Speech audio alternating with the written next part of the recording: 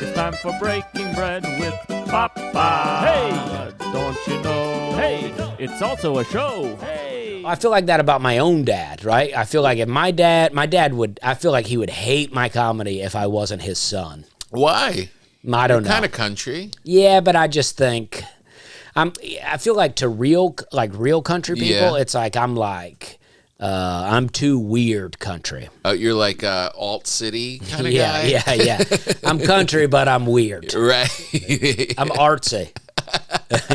That's funny. Like when I come out, I feel like a lot of people think, if they don't know me, they think I'm going to be, like a Larry the Cable Guy. Right. And people that want me to be Larry the Cable Guy are very disappointed. And people that don't want me to be are very excited. Like I opened for Larry the Cable Guy, and did you? Me and him hung out, and we had a great time. Yeah, but his audience was not a big fan of me. Really? Yeah, because I was pumped. I was like, "This is gonna be awesome." Yeah, I would think. I've been waiting on this my whole life. Yeah, and then they were not. I don't know. That's so weird. Yeah, because it's close. Yeah, but not close enough. Even he went out. He goes, "How funny is Dusty?" And I was thinking, you weren't listening to the set, though, huh? Because you think I'm funny, but I don't think they You did. think they thought I was good. Yeah. Oh, that's funny. Yeah, like a degree of it. Yeah, there's certain places you show up and it's like you can't even fake it. Like, oh yeah, they just know. Yeah, you're not what we want. Yeah, because it's like I am who I am. You know what I mean? And I'm very country. I grew up very country. Yeah. But I don't know. I just I've lived in Charleston, South Carolina for 10 years, right? Which is still southern, but very very artsy. Yep. Kind of a classic city. Yeah, exactly. Yeah. That's so funny because it's only Larry is the only one who brings out that hardcore of country, right? I think so. Yeah. I think a Ron White audience, I'd do okay. I've opened for Jeff Foxworthy, and those shows were good. Yeah, yeah. But Larry the Cable Guy at a casino in Oklahoma. It was a huge room. And I did well, but it was like not what I wanted to do. Not a lot of sleeves. I was preparing for the special, and I thought, oh, this will be good. I'll work out some stuff here. Yeah. I was like, it was making me doubt the whole thing. Maybe we shouldn't shoot this special. Yeah. And then we went out and we had cigars by the pool. Like the pool was closed, but the security guard was like, you guys can go out there.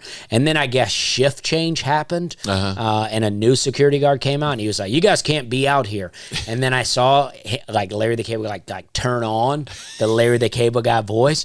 And these guys go, oh man, their eyes get all wide. They were like, can we take a picture with you? They were like, you stay out here. They were like, you stay out here as long as you want. Oh, thanks, fellas. Yeah. Oh, it's so powerful. Yeah.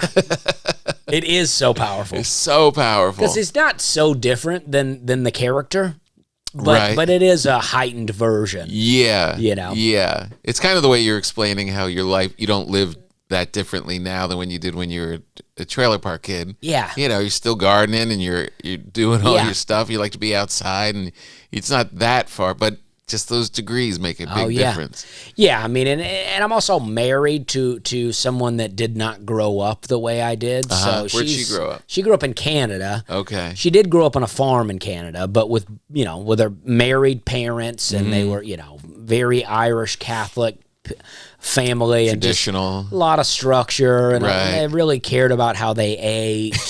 Like my wife tells me that they would, on like Friday night, they would get her and her brothers would get like a small bowl of chips and like a little, like this much Coke. Oh, really? And that would be the treat for them. And me, I'm drinking room temp Sam's Cola all day. Chips from the bag, followed by some cereal. I mean, calling it dinner. Yeah. I mean, I ate cereal for dinner a lot. Yeah. I mean, I was like, nobody. My mom's working third shift. She's like, I'm sleeping right now. Is your mom still living there? No, she lives in Tennessee now. Okay. But yeah, we moved out of the trailer park when I was 14. Okay. I know the date because, my when you get your learner's license, it has your address on it. Right. And my address was Lot 8, Moore's Trailer Park. So I was like, oh man, everybody's going to want to see my ID. Right. let's get out of this trailer park. And thankfully we did move. Just in time. Yeah. It seems so trivial now, Yeah. but in 10th grade, I was Yeah. like, oh, I need this. Right. I need this. So you are conscious at that time, like we'd like to get out. Yeah, I mean, when I was, elementary school, primary school, that sort of stuff, I didn't think about it at all. I had a bunch of friends over to the trailer, friends that did not grow up in trailers at all. Right. And then, when I got to middle school, I started to become a little self-conscious about it, but overall, still fine. Yeah. But high school is when it really started to hit me. I was like, oh, no. I'm a poor kid. Right. All of a sudden. But it's like, I look back and my dad actually was financially doing fine. Uh-huh. He could have made my situation a good bit better, but my dad was just cheap. Uh-huh. So he was living the life. Yeah.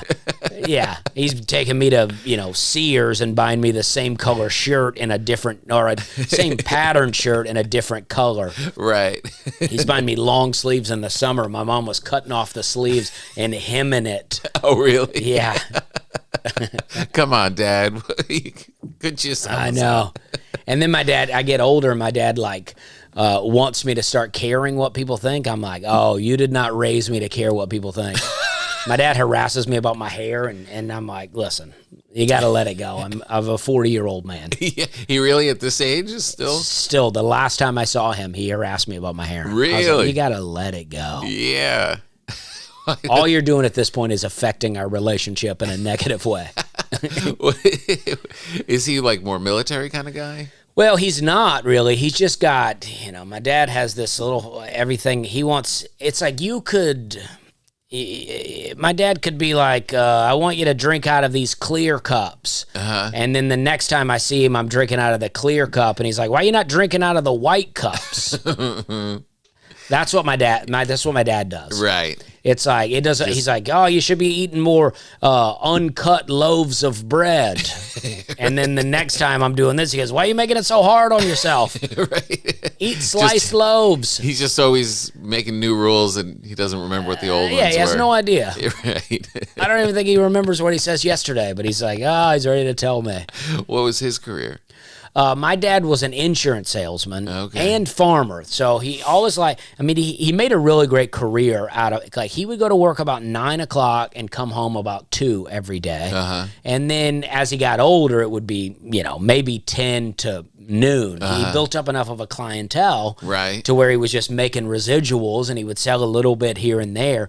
And then he would farm. Farming's what he really wanted to do. Raise black Angus cows. Oh, nice. And he loves, baling hay. And so when I was growing up, my dad would ride the tractor. He would cut the hay, and then the hay would dry in the field, and then you would want to rake it and then immediately bale it. So there would be 2 tractors. So I would rake on one tractor, and he would bale. Right. And it would be, I liked it a lot, but if something went wrong and I didn't realize it, I would look up and see my dad yelling and waving, and I'm like, I'm about to get yelled at. Oh, no. And I'm like, I don't even want to be out here. Now you're yelling at me. Is he a tough guy?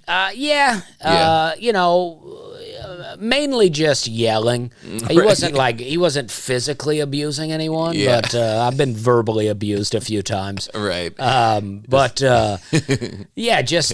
seen him yell at all his friends. His friends will come over to try to help him work, and he's yelling at his friends. He's just yelling everywhere. And then he's like, I can't get anybody to help me. Well, imagine. That is kind of a funny way to live, isn't it? Yeah. He's like, nobody wants to help me. And I'm like, well, I know why, but you don't want me to tell you. Right.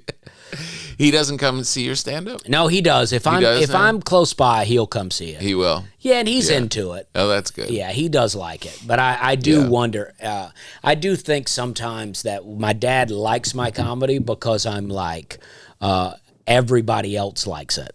And he's like, okay. Right. He's like, yeah, this is good. This is good. But if I were receiving criticism, he'd be like, yeah, you got to stop doing that. I told you to cut your hair. Yeah. Like he saw me bomb. Like one time I was doing this joke, and it was a bit of a dirty joke for me, and it was more about like, like I saw a guy on stage one time, and he was a real young guy, and he was talking about the first time he ever watched like a porn, right? And he goes, he says, he was like, it was weird. The download speeds were so slow, and I was like, it's weird to me that the first time this guy watched porn was on the internet, because I know the first time I saw it was on a VHS tape, and my biggest complaint was having to rewind it back to the place where my dad left it at. Right. And so my dad came to a spot in Columbus, Georgia, which is pretty close to where I grew up, and he saw me do that joke, and it crushed. And he was like, he loved it. He was like, I was worried that he wouldn't like it. He's like, I love it. It's so funny. And then the next year, I'm back in Columbus, and I'm still doing that joke. Yeah. And but this time he came with his wife and his cousin's wife, and some other people from their church. And then the joke really bombed. It really bombed. And my dad's like on the phone like a week later, yelling at me about how I'm so dirty now and I gotta clean it up. Oh, really? And it's like, yeah, you liked it when it went well. Yeah. You hated it when it bombed.